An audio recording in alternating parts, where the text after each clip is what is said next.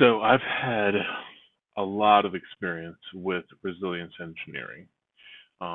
Probably should have been an SRE, but I really took it from the sysadmin point of view and a network engineering point of view as I morphed into being a cybersecurity expert. And as I started to get into ransomware incident response, I saw the need for increased resilience. So what I want to talk about today is that resilience is more than just backups. I look at resilience using the MITRE Cyber Resiliency Engineering Framework as four major goals: anticipate, withstand, recover, and adapt. Now, there are a lot of objectives and techniques below these, and MITRE has a full framework built out to be able to use these. But out of anticipate, withstand, recover, and adapt, backups are only the recover portion. The rest of that needs a lot of attention to be truly resilient. So anticipate. This is similar to in this CSF where you have that prepare phase. Anticipate is when you're getting ready for the attack, and it's really thinking about the possibilities of things that can go wrong and how the threat actor may go through your network and how they may attack your users, how they may attack certain applications, etc., and figuring out if this application goes down, how are we bouncing back? Can our business still operate? What are our minimal viable levels of operation under a cyber attack? Can we continue business operations while we're under a full-scale attack from via, DDoS and application attacks and SQL injection and ransomware, all these things happening at the same time? How are we responding to this threat? And then that anticipation kind of leads us into the rest of the conversation, is how are we going to withstand this? That may be, constraining that attack to certain pieces, limiting the effect of ransomware, or limiting the effect of that DDoS, and there may be a lot of things behind these, so whether it's segmentation, micro-segmentation, whether it's redundancy and building in excess capacity, whether it's having burstable capacity in the cloud and your load balancer is sending traffic over there, multiple load balancers, etc. How are you going to deal with a full-scale attack like this? And then how are you protecting your data internally? And understanding that you're going to have to recover, how are you recovering? So that backup recovery portion is a part of this recover phase. And, that's a crucial part of getting back up and running. Any systems that were affected need to be recovered. And if it was ransomware, a lot of times those need to be restored from backup, which means that you need to protect those backups.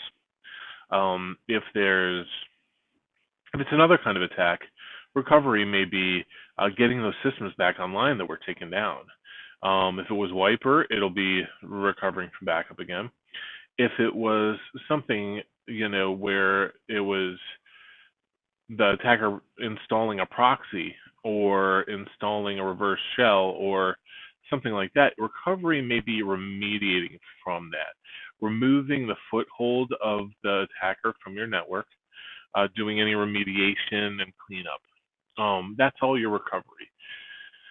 Making sure that the attacker is fully eradicated, and we can go through the incident response life cycle there too, but is fully contained and eradicated from your network, and that you've remediated and filled up all the holes that they came in.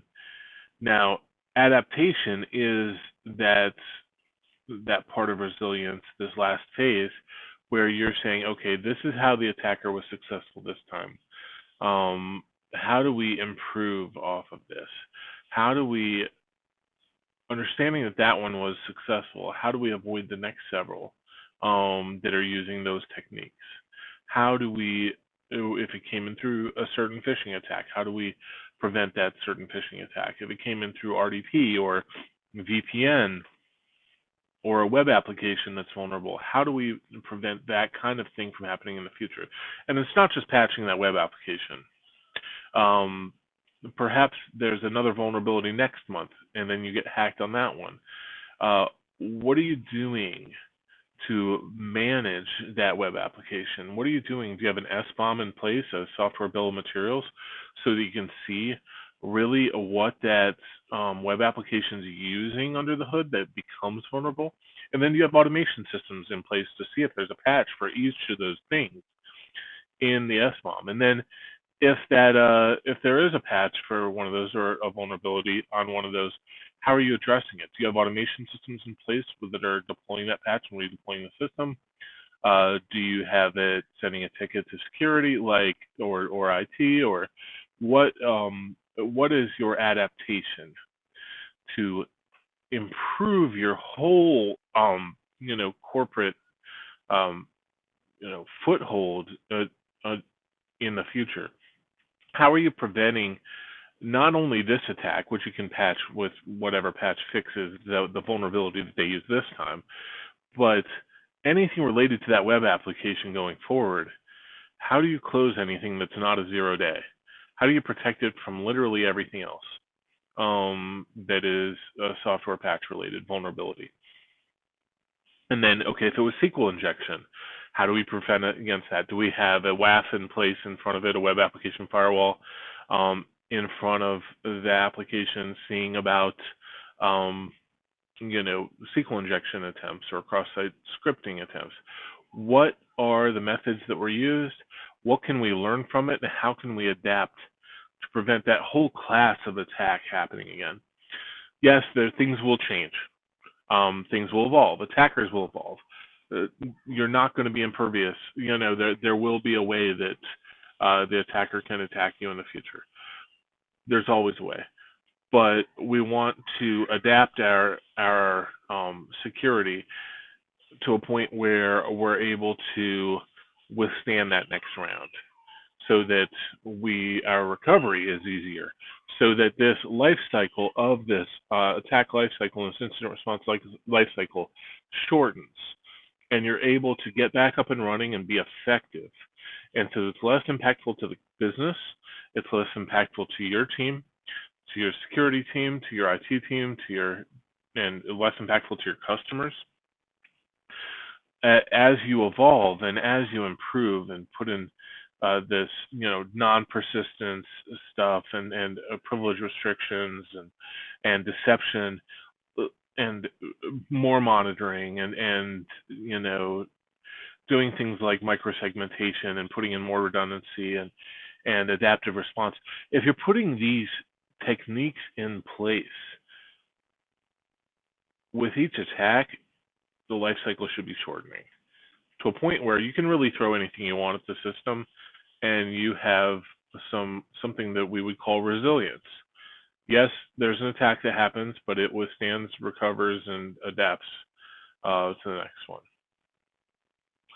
So that's how I think about resilience. It's anticipate, withstand, recover, and adapt. It's not just backups. I'm really tired of when people are talking about resilience, they're just talking about backups. Backups are kind of your worst case. That's my system went down, but how do we be resilient? Resilient means bending and flexing and bouncing. Like, how do we have your business be really resilient, not have to recover it from a disaster? Recovery from a disaster is still important. We need to be able to do that, but how do we improve that so that it doesn't look like a total disaster every time?